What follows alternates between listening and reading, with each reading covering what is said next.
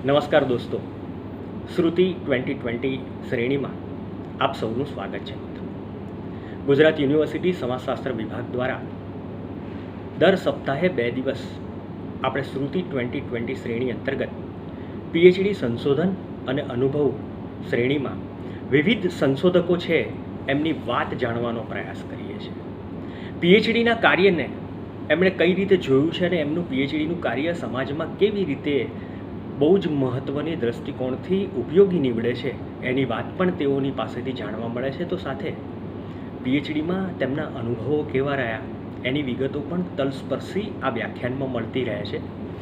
અને દોસ્તો, આપ સૌના સહકાર થકી આ શ્રેણીને ખૂબ જ સારું એવું કવરેજ મળે છે. ઘણા બધા અધ્યાપક મિત્રો, સંશોધકો અને સમાજ જીવનની અંદર જેને કંઈક નવું જાણવું છે એવા રસિકજનો છે એ પણ આની સાથે જોડાય છે. આ શ્રેણીમાં એ લોકો આપણી સાથે જોડાયેલા હોય છે. તો આપ સૌનું હું આ શ્રેણીમાં ફરી એક વખત સ્વાગત કરું છું. દોસ્તો, આજે મજાની વસ્તુ એ છે કે જેણે 3.5 દાયકા સુધી સતત લખી અને સમાજને ચિંતવવાનું, સમાજની જે નબળી બાબતો છે એ નબળી બાબતોને પોતાની કલમના સહારે મૂકવાનું કામ કર્યું છે એવા પીએચડી સંશોધક મહેશભાઈ શાહ વક્તા તરીકે આપણી વચ્ચે ઉપસ્થિત છે. છેલ્લા 26 વર્ષથી ગુજરાતના બહુ જ જાણીતા સામયિક, ન્યૂઝ મેગેઝિન ચિત્રલેખા સાથે તેઓ જોડાયેલા છે. દોસ્તો, મહેશ શાહને તો આ રીતે આપ ઓળખતા જ હશો. એક પત્રકાર તરીકે એક પણ હપ્તામાં એમની સ્ટોરી ગુજરાતમાં ના છપાઈ હોય એવું આજ સુધીમાં બન્યું નથી. પણ મહેશ શાહ એટલે હાસ્યનો પણ એક ઉજળું નામ. હાસ્યની એ એવી હળવી કોલમો લખે કે એ કોલમો પણ તમને મજા આવે. એમની એક કોલમનું નામ છે કે જેનું પુસ્તક પણ થયું છે, મહેશ શાહના વન લાઇનર્સ. દોસ્તો, મહેશભાઈની સાથે આ વન લાઇનર્સની મજા તમે જોશો સંશોધનમાં, એ હસાવશે નહીં. કારણ કે આ સંશોધન છે એ ગંભીર બાબત છે. એ ગંભીર બાબતોને એ ગંભીરતાથી રજૂ કરશે. પણ એમની પાસે એક પેલું જે સેન્સ છે એ common sense is rare sense એવું કહેવાતું હોય છે. ત્યારે મહેશ શાહ આ આખી વાતને કઈ રીતે જુએ છે સામાજિક દૃષ્ટિકોણથી એની પણ મજા આવશે. મહેશભાઈ મારા મિત્ર છે એટલે ફરી પાછો થોડોક સમય હું એમની ઓળખાણ આપવા માટે લઉં છું. મહેશભાઈનું એક બીજું પુસ્તક છે, આપણું કંઈ નક્કી નહીં. અને આપણું કંઈ નક્કી નહીં આ પુસ્તક જે ટાઇટલ એમણે લખ્યું અને એ પુસ્તક બજારમાં ઉપલબ્ધ છે, મહેશભાઈનું ખરેખર કંઈ નક્કી નહીં. એવું કેમ કહી શકું? તો કે 49 વર્ષની ઉંમરે એમણે નક્કી કર્યું કે પત્રકારત્વમાં મારે માસ્ટર ડિગ્રી અભ્યાસક્રમ કરવું છે, માસ્ટર ડિગ્રી મેળવવી છે. એટલે 49 વર્ષની ઉંમરે અમદાવાદથી નિયમિત પાટણ ભણવા જાય અને પોતાની નોકરી તો ચાલુ જ. પત્રકાર તરીકે તો કેટલી દોડધામ હોય, એક સ્ટોરી માટે કેટલું બધું દોડવું પડતું હોય, કેટલું બધું સંશોધનાત્મક કામ કરવું પડતું હોય. આવી રઝળપાટ છતાં પણ તેમણે માસ્ટર ડિગ્રી પણ મેળવી 49 વર્ષની ઉંમરે. અને હજી પણ આપણું કંઈ નક્કી નહીં એ મહેશભાઈ તો બરકરાર છે. મહેશભાઈ 58 વર્ષની ઉંમરે પત્રકારત્વ વિભાગ ગુજરાત વિદ્યાપીઠના પ્રોફેસર વિનોદકુમાર પાંડેના માર્ગદર્શન હેઠળ ગુજરાતી દૈનિક સમાચાર પત્રોમાં મહિલાઓની સામાજિક સમસ્યાનું નિરૂપણ, ખાસ કરીને માનવ તસ્કરીના સંદર્ભમાં તેમણે આ કામ કર્યું છે. દોસ્તો, જ્યારે આપણે આ આખો એમનો જે સંશોધન પ્રશ્ન છે એ પ્રશ્નને વિચારીએ તો સમગ્ર વિશ્વની અંદર 3 ગ્લોબલ જે પ્રોબ્લેમ ક્વેસ છે એ પૈકીના 3 પૈકીનો એક છે માનવ તસ્કરીનો છે. ડ્રગ્સ, એની પણ તસ્કરી થાય, હથિયારોની તસ્કરી થાય, અને ત્રીજી માનવ તસ્કરી. પેલી આગળની મેં જે બંને વાત કરી ડ્રગ્સ અને હથિયારોની, એની અંદર માણસ જોડાયેલો તો હોય જ છે, પણ અહીંયા તો માણસ તરીકે માણસની સાથે માણસ જેવું વર્તન ન થતું હોય અને ખાસ કરીને એમાં સ્ત્રીઓ અને બાળકો જ ભોગ લેવાતા હોય છે. આવું મોટા ગજાનું સંશોધન ડૉક્ટર મહેશ શાહે કર્યું છે. અને મહેશભાઈ આજે તેમની વાત કરવા માટે આપણી સાથે ઉપસ્થિત છીએ. આપણે એવું ઈચ્છીએ કે જેમણે ભણવા માટે આટલો સંઘર્ષ કર્યો એ મહેશભાઈ સતત ભણતા રહે અને સાથે સાથે સમાજને ભણાવતા રહે, સમજાવતા રહે. મિત્રો, પત્રકાર છે એ નિયમિત રીતે લખતો તો હોય જ, પણ પત્રકાર બોલતો ઓછું હોય. કારણ કે એની કલમ બોલતી હોય. જ્યાં કલમ બોલતી હોય ત્યાં પત્રકાર ન બોલતો હોય એવા ઘણા દાખલાઓ હોય. મહેશભાઈ પહેલવહેલી વાર આપણી વ્યાખ્યાન શ્રેણીમાં એક વક્તા તરીકે ઉપસ્થિત થાય છે દોસ્તો.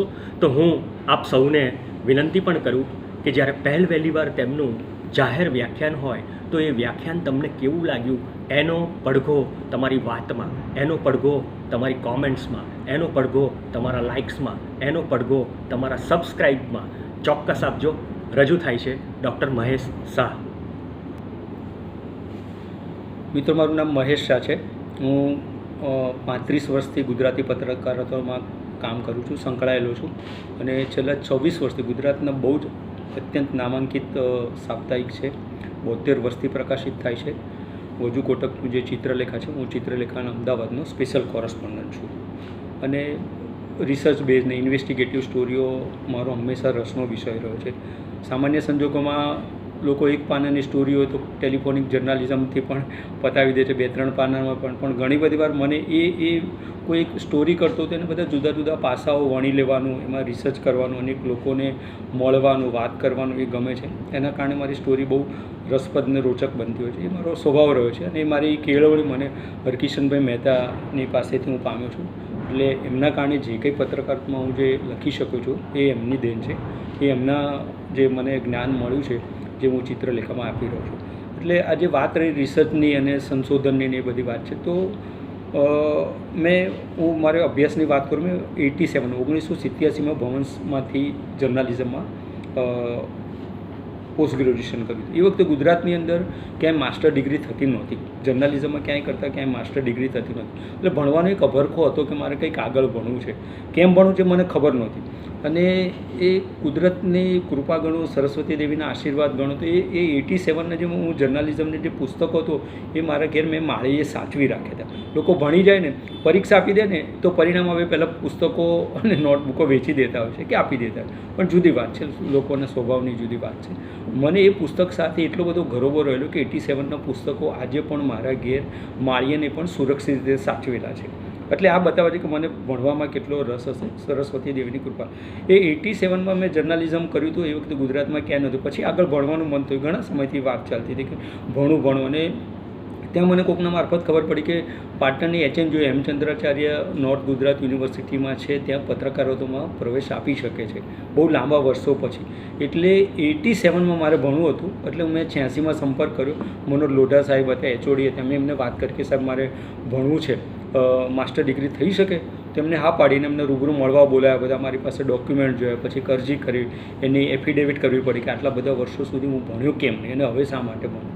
એટલે એફિડેવિટ કરી, બધું થયું, એમને ત્યાં મંજૂર થઈ. આ વાતથી, આ આખી ઘટનાથી મારી પત્ની મીતા શાહજી, એ શિક્ષિકા છે, હિન્દી સ્કૂલમાં ટીચર છે, એ પણ જાણતી હતી કે હું ભણવા માટે કંઈક પ્રવૃત્તિઓ કરી રહ્યો છું.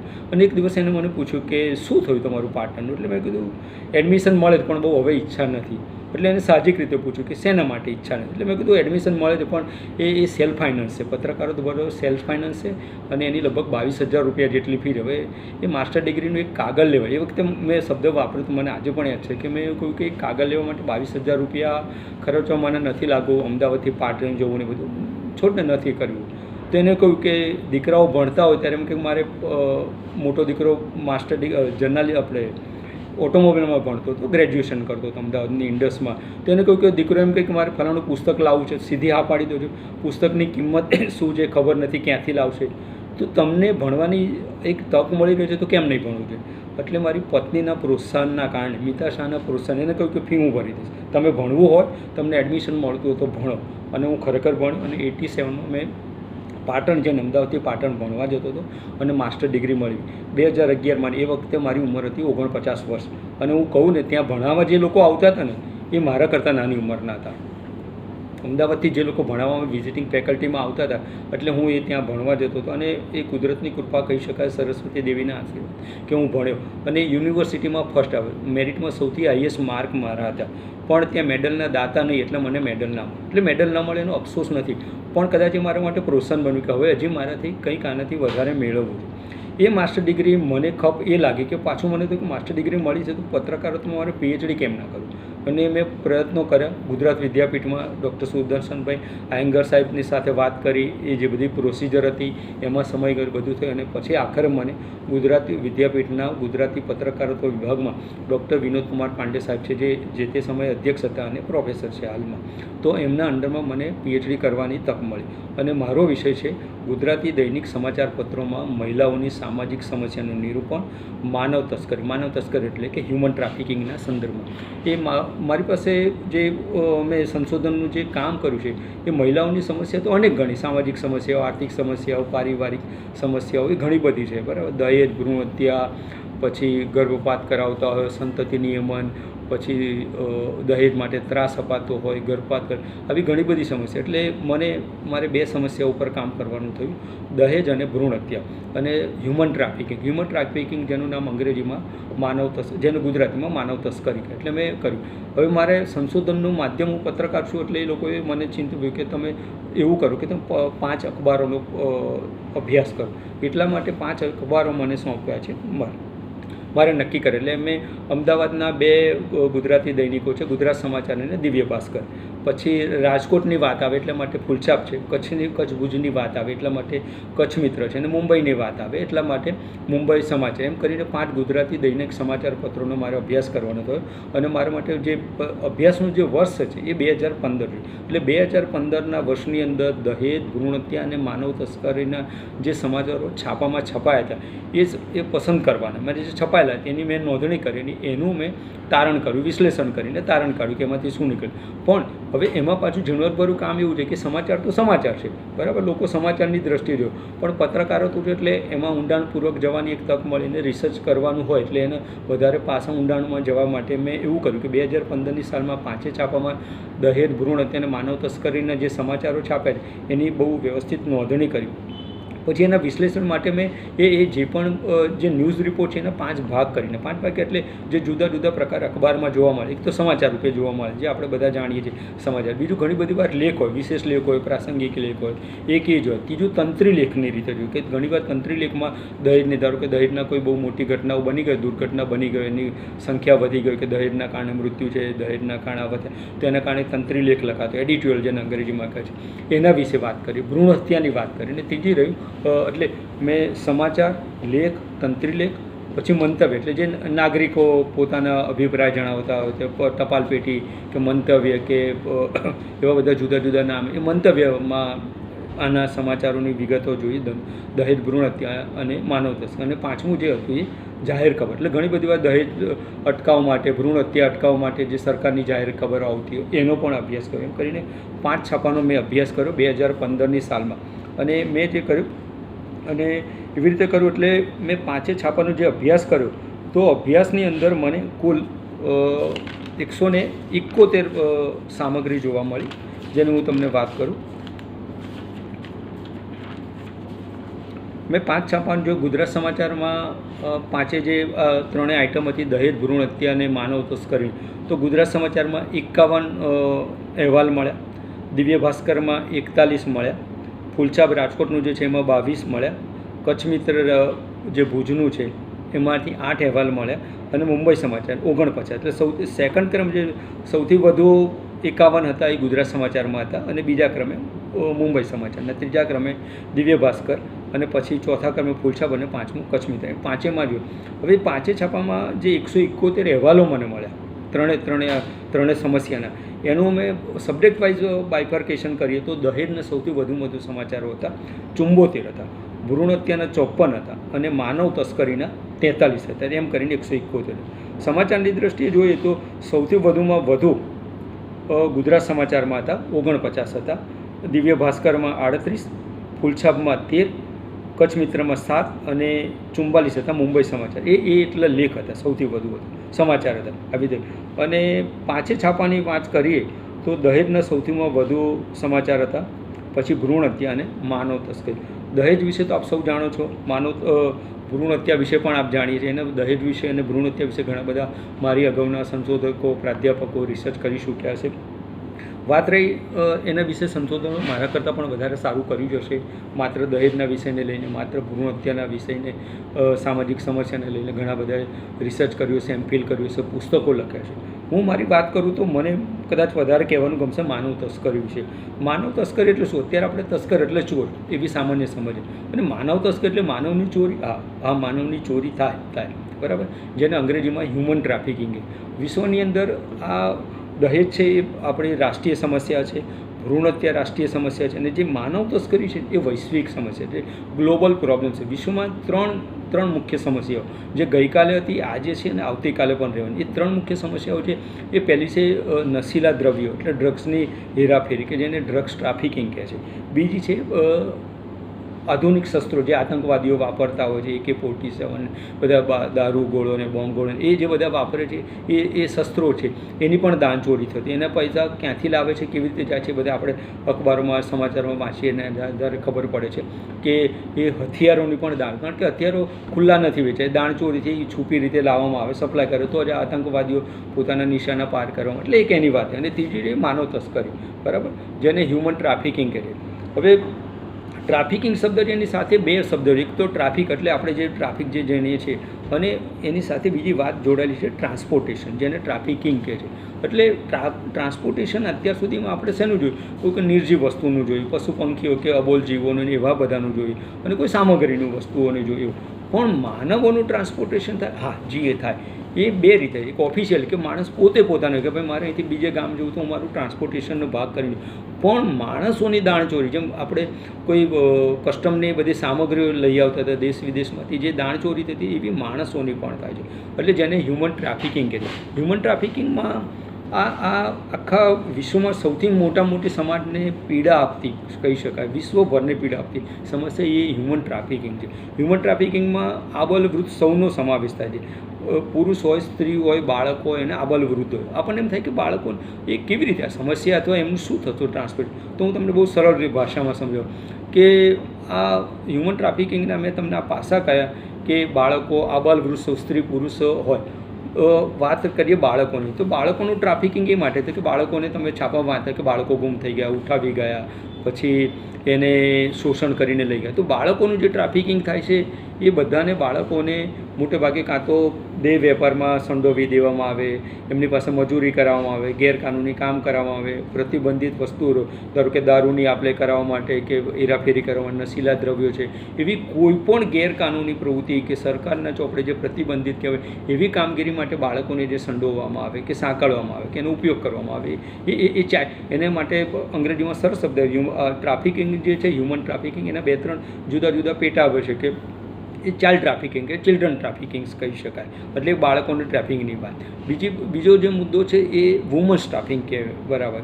તો એમાં મહિલાઓની થાય, એમાં યુવતી પણ હોય, પરિણીતા પણ, અપરિણીત હોય. એ મહિલાઓનું એ પણ એમને ઉઠાઈ જવામાં આવે, એને જુદી રીતે પટાવીને કે એની છેતરપિંડી કરીને, વિશ્વાસઘાત કરીને, દગો આપીને કે કોઈ પણ રીતે કરે. એ મહિલાનો પણ જે આગળ બાળકોનું કહ્યું છે એ મોટે ભાગે મહિલાઓનો જે ઉપયોગ થતો હોય એટલે ગેરઉપયોગ જ કહી શકાય કે જે એ દેહ વેપાર માટે થતો અથવા એનું જાતીય શોષણ કરવા માટે થતું.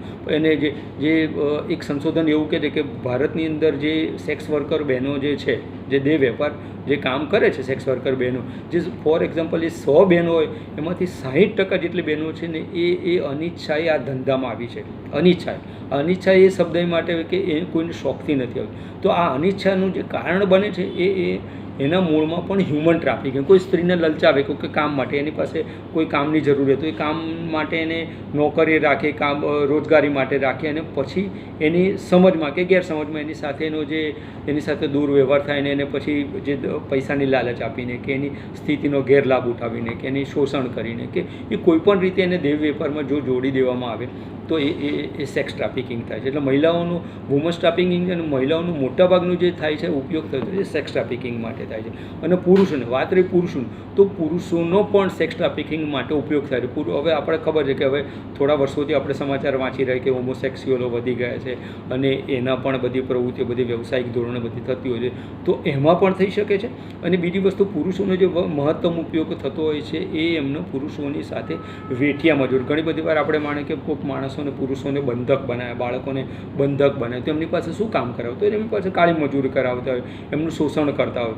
જરૂરી નથી માત્ર શોષણ માત્ર સ્ત્રીઓનું થાય અને દેહ માટે થતું હોય, પુરુષોનું પણ થતું હોય છે અને બાળકોનું પણ. એનું જુદી રીતે કોઈની પાસે ઘણા લોકો તમે જોયું છે છાપામાં ઘણીવાર આપણે વાંચીએ કે ફલાણાના ઘરમાંથી 2 બાળકો મળી આવે ઘરઘાટી તરીકે, કે નાની ઉંમરના હતા, બરાબર, બાળમજૂરો રાખ્યા. તો બાળમજૂરો રાખ્યા, બાળકોને બંધક બનાવ્યા, એને પૈસા ના આપ્યા, એને પૂરતું વેતન ના આપ્યું, ખાવા ન આપ્યું, બરાબર, એના કામ પ્રમાણે એને રજા ના આપી. આ બધું જે શોષણ છે પણ એ એક હ્યુમન ટ્રાફિકિંગનો ભાગ છે. એટલે હ્યુમન ટ્રાફિકિંગની વ્યાખ્યા બહુ જ વિશાળ છે. દહેજ ને ભ્રૂણ હત્યાની તો આપણે વ્યાખ્યાઓ જાણીએ છીએ, પણ મહિલાઓની જે હ્યુમન ટ્રાફિકિંગની આપણે વ્યાખ્યાની જે વાત કરીને એટલી બધી બહુ જ વિશાળ અર્થમાં છે, જે હું આપને કહું છું. માનવ તસ્કરીની સમસ્યામાં એની એક વ્યાખ્યા ધ ગોવા ચાઇલ્ડ એક્ટ 2003માં જે બહુ આદર્શ કહી શકાય, જે 2003માં આપેલી વ્યાખ્યા આજે પણ 2020માં એટલે 17 વર્ષ પછી પણ એટલી જ એમ કહેવાય ને કે એ બહુ દીર્ઘ દ્રષ્ટિથી બનાવેલી વ્યાખ્યા છે. એમાં એવું લખ્યું છે કે બળજબરી, લાલચ કે પ્રલોભનથી ભરતી, તબદીલ એટલે ટ્રાન્સફર, આશાય આપવો એટલે એને કંઈક આપણે નોકરી માટે કે વેપાર ધંધા માટે રાખીએ, ગેરકાયદેસર કે કાયદેસર રીતે રાખવા, ધમકી કે દબાણથી કરી, દગો, છેતરપિંડી અથવા સત્તાનો દુરુપયોગ કરીને કે વગનો દુરુપયોગ કરીને માનવીની થતી હેરાફેરી એટલે માનવ તસ્કરી. આ ધ ગોવા ચાઇલ્ડ એક્ટ 2003ની આ વ્યાખ્યા છે. બીજી ભારતીય દંડ સંહિતા મુજબની એક વ્યાખ્યા એવી છે, બહુ ટૂંકી અને સચોટ છે, કે માનવ તસ્કરી એટલે કોઈપણ પ્રકારના શોષણના હેતુથી વ્યક્તિ કે વ્યક્તિઓની ભરતી, પરિવહન એટલે કે ટ્રાન્સપોર્ટેશન, આશ્રય કે બદલી કરવી એટલે માનવ ટ્રાન્સપોર્ટ. અને હમણાં થોડા સમય પહેલાં ગુજરાત નેશનલ યુનિવર્સિટીમાં એક સેમિનાર યોજાયો હતો.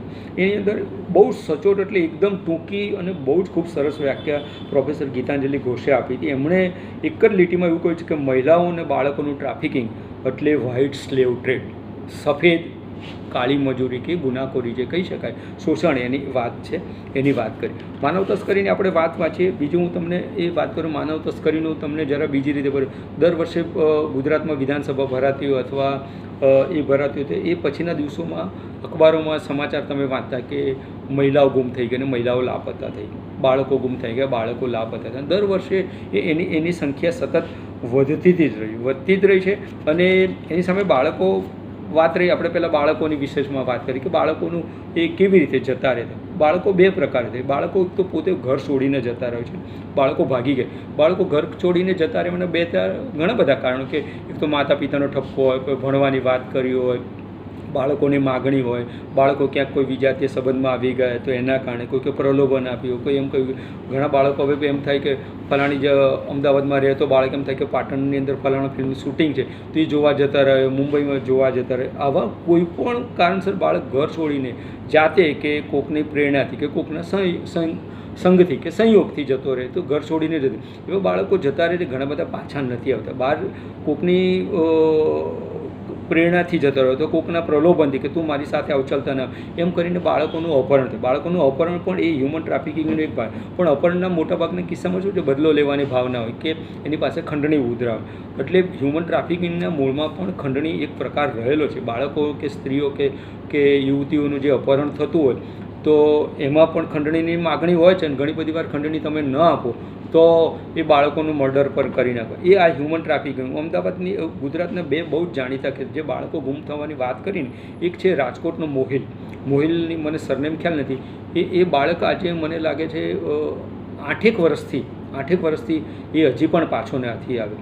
અને અમદાવાદની વિશ્વા પટેલ, અમદાવાદના વેજલપુરમાં વિશ્વા સુરેશભાઈ પટેલ 2011ની સાલમાં એના ફ્લેટની નીચે કોઈક સમારંભ હતો, ભોજન સમારંભને. એ વખતે કંઈક ઘેરથી પરિવાર બધા સામૂહિક ભોજન હતા, એ વખતે નીચે ઉતરી હતી વિશ્વા. અને પછી ક્યાં ગુમ થઈ ગઈ આજની તારીખ નથી. 2011થી આજે 9 વર્ષ થયા. હું તમને હ્યુમન ટ્રાફિકિંગનું હું તમને એક જ વસ્તુ કહું, આપણે આપણા બાળકોને સ્કૂલ કોલેજ ભણવા મોકલતા, એ તો મોટા થઈ ગયા સમજો, પણ નાનું બાળક પણ હોય ટ્યુશનમાં જતો, ધારો કે 3 વાગે જતો ને 5 વાગે છૂટી જતો, મા બાપ એને પહેલાં મોબાઈલ નહોતા અપાવતા, પણ હવે એક સુરક્ષાના કારણે અપાવ્યું કે બેટા તું ક્લાસમાંથી છૂટે કે સ્કૂલેથી છૂટે અથવા પરાના કોચિંગમાંથી છૂટે એટલે તું ફોન કરી દેજે કે હું નીકળ્યો. મા બાપ એટલી રાહ જો કે ભાઈ ફલાણા ક્લાસમાંથી નીકળ્યો, એને ખબર કે 20 કે 30 મિનિટ થાય એટલે 30 મિનિટમાં બાળક ના આવે તો મા બાપને થાય કે હમણાં આવશે, કેમ ફોન ના. મા બાપ ફોન કરે કે ક્યાં છું, પેલો જવાબ આપે આવું છું. તો સમજો 30 મિનિટ કે 1 કલાક 2 કલાક કે 1 દિવસ માટે આપણે બાળક ઘેરથી દૂર ભણવા જાય છે, જેના ચોક્કસ સમય જાય છે, ચોક્કસ સમય આવે, એ જાણવા છતાંય આપણે ફોન આપીએ છીએ કે તું સમજતા, એના આધારે ખબર પડે કે નીકળે. હવે એ બાળક અડધો કલાક મોડું આવે, 1 કલાક મોડું આવે, 2 કલાક મોડું આવે, 4 કલાક મોડું આવે, તો ઘેર આવે પછી મા બાપ એને પૂછ્યા પહેલાં તો લાફો જ મારી દે કે તું ઘેર કેમ મોડો આવે. પછી પૂછે કે કેમ, એનું કારણ પૂછે. પછી બાળક જે કંઈ વાત કરે એને સ્વીકારીએ ના સ્વીકારે વસ્તુ જુદી. હવે જો બાળક 3-4 કલાક મોડું આવે ને આપણે એ રાહ જોઈએ છે, 2-2 કલાક થઈ જાય છે, વિવર થઈ જાય છે, એને પૂછીએ કે કેમ તું ક્યાં ગયો. હવે એ બાળક કોઈનું એ બાળક એક દિવસ મોડું, ધારો કે 2-4-5 કલાક મોડું આવે. હવે એ જ બાળક કોકનું બાળક છે જે એક દિવસ મોડું ઘેર નથી આવતું, 2 દિવસ નથી આવતું, 1 અઠવાડિયું નથી આવતું, 1 મહિનો નથી આવતું. એને મા બાપની શું દશા થશે તમે એક વિચારી લે. હું તમને કહું, આ આખી ઘટનાના મૂળ રૂપે મેં તમને આગળ જેમ કહ્યું કે હું ચિત્રલેખામાં બધી રિસર્ચ બેઝ સ્ટોરી કરું તો 2010ની વાંચી, એપ્રિલ 2010ની અંદર મેં એક ગુજરાતી અખબારમાં નાનકડા ક્યાંક ખૂણામાં સમાચાર વાત કે ગુજરાત પોલીસના CID ક્રાઇમ જે વિભાગ છે એમને એક પુસ્તક બહાર પાડ્યું છે. એમનું નામ છે ટ્રાફિકિંગ ઇન ગર્લ ચાઇલ્ડ, એ ગુજરાત સિનારીઓ. આ એ પુસ્તક છે. 2010માં ગુજરાત સરકાર, ગુજરાત પોલીસે આ બહાર પાડેલી વાત છે. એટલે એનો અર્થ એવો છે કે ગુજરાતની અંદર બાળકીઓની જે તસ્કરી થઈ છે, હ્યુમન ટ્રાફિકિંગ થઈ છે, એમને સાચા કિસ્સાઓ વર્ણવતું આ અભ્યાસપ્રદ પુસ્તક લખ્યું. હવે મજાની વાત એ, મજા કરતાં આમ તો ખેદની વાત કહી શકાય કે ગુજરાતની ઘટના છે, ગુજરાતી બાળકોની વાત છે, ગુજરાતના પોલીસોને સમજ આપવાની વાત છે, અને ગુજરાતના નાગરિકોને સાવધ કે સલામત કે સચેત કરવાની કે જાણકારી આપવાની. અને આ પુસ્તક આખું લખાયેલું છે, અંગ્રેજીમાં પુસ્તક લખાયેલું છે. હું આનો દોષ કે ટીકા નથી જોતો, પણ હું એ માનું કે આ પુસ્તક જો ગુજરાતીમાં લખાયું હતું તો કંઈક ગુજરાતની આજની સ્થિતિ થોડીક જુદી હતી. ખેર, આપણે એને પર નથી પડતા. એટલે આ વિશે મને રસ પડ્યો. એટલે એના જે એડિશનલ DGP હતા ડૉક્ટર મીરા શ્રી રામનિવાસે ગાંધીનગર બેસતા હતા, એમને મેડમને હું મળવા ગયો કે મારે આ સ્ટોરી કરવી. એમની સાથે આ એક છાપામાં તમે વિચારો કે 2010ની અંદર જે સમાચાર ટચુકડા ક્યાંક એક કોલમના છાપાના ખૂણે સમાચાર વંચાયેલા, એમાં મને રસ પડ્યો. બરાબર. અને એ રસ એટલો બધો કેળવા કે એ મેં 3 પેજની સચિત્ર સ્ટોરી કરી.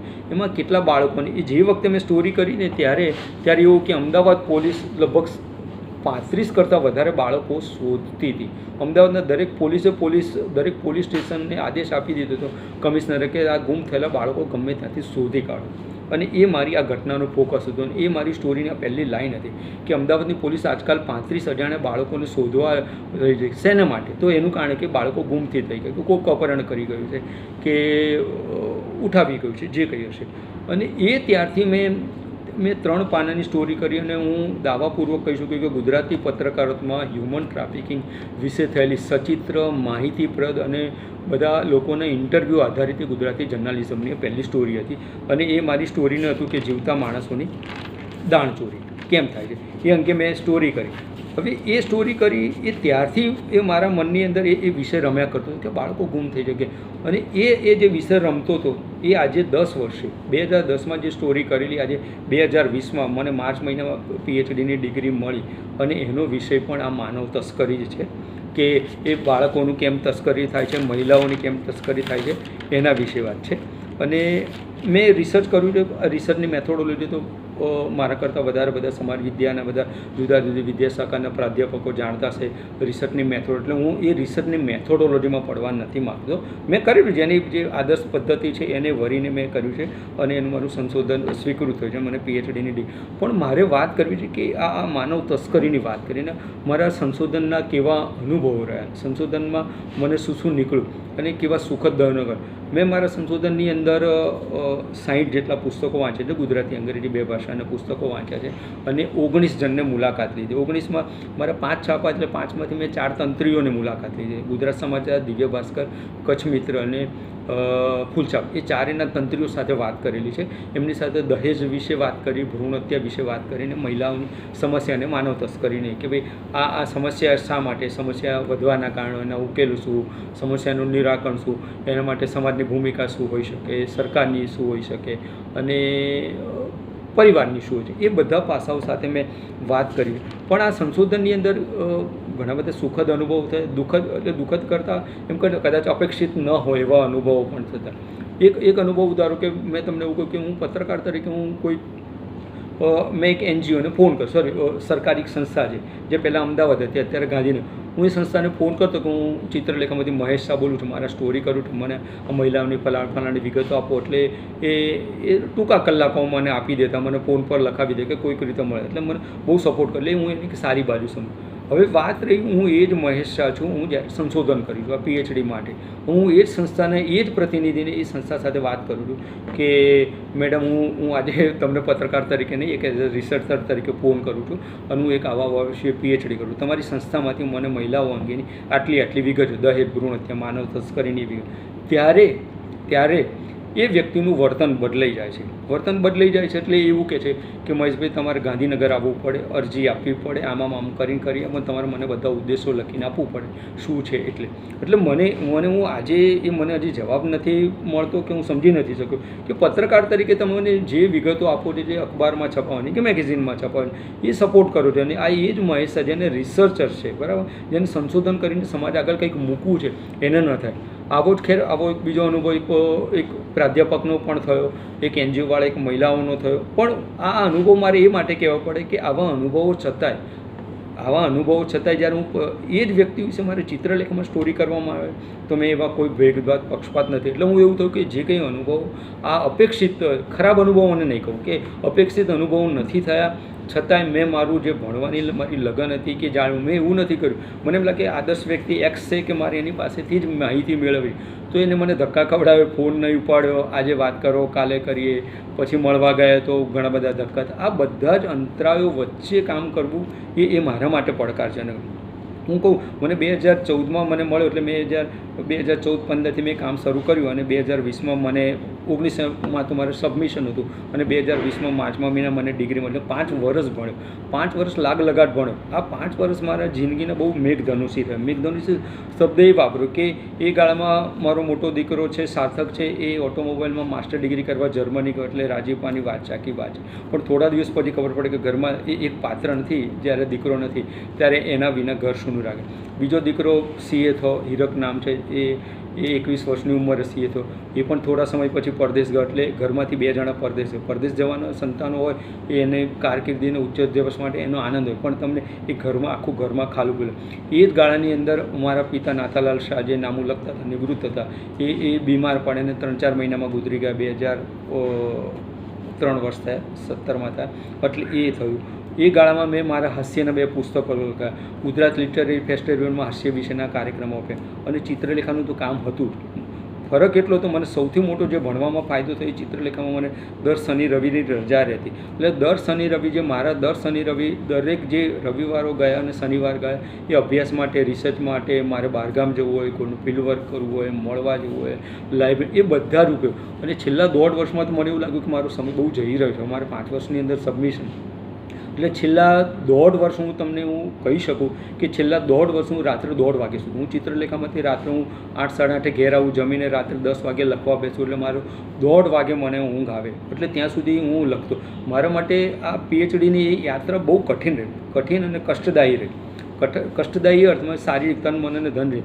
આ તમે બીજા કોઈ વિષયમાં તમે પીએચડી કરો તો તમે એમફિલ થાઓ, પીએચડી થાઓ, ખાસ કરીને એજ્યુકેશનમાં આવો તો તમારી પાસે પીએચડી હોય તો તમને પ્રમોશન મળે, તમને ઇન્ક્રીમેન્ટ મળે. ભવિષ્યમાં તમારે કોઈ નવી, તમારે સારા પદ માટે અરજી કરવી છે, હોદ્દો મેળવવો છે, બરાબર, ટ્રાન્સફર મેળવે, તો એ બધા માટે તમને પીએચડી બહુ જ મદદરૂપ છે. જરૂરી સારી વસ્તુ છે. જોઈ લો, વાત રહી મારી વાત કરું, હું 58 વર્ષની પીએચડી હમણાં થયો.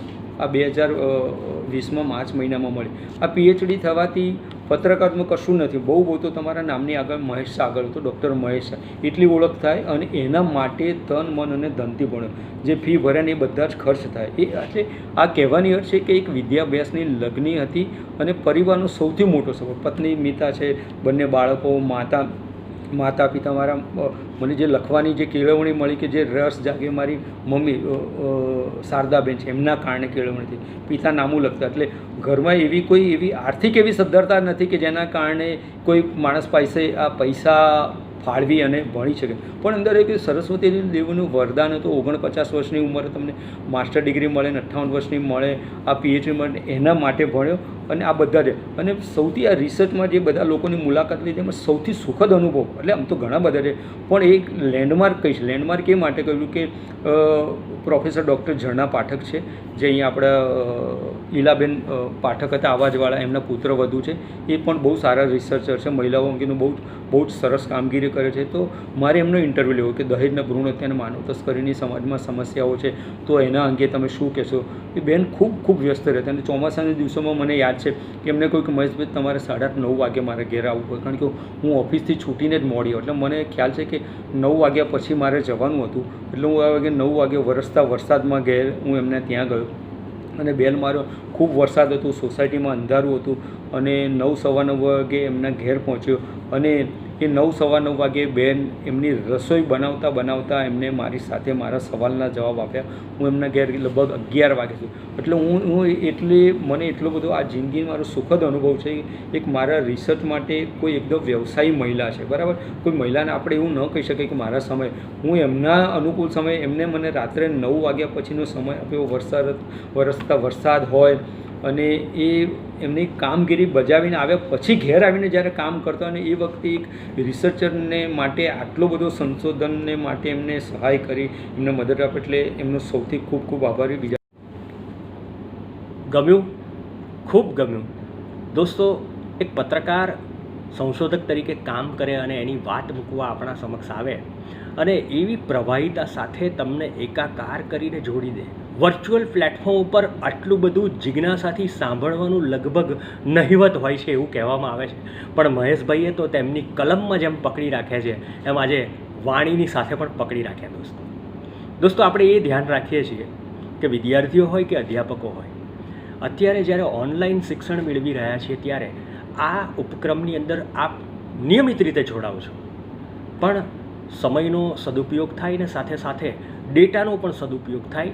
વધારે પડતો ડેટા આપણા જ પ્રોગ્રામમાં જો જતો રહેતો તો બીજા તમારા કાર્યક્રમો હોય એમાં તમે ના હાજર રહી શકો. આ બાબતને ધ્યાનમાં રાખીને ડૉક્ટર મહેશભાઈ શાહનું વ્યાખ્યાન આપણે ફરી પાછા આવતીકાલે પણ આ જ સમયે એટલે કે બપોરે 2 વાગે સાંભળશું. ત્યાં સુધી રજા આપશો. કાલે ફરી પાછા મળીએ છીએ મહેશભાઈની જ સંશોધનની વાતો લઈને. ત્યાં સુધી આભાર.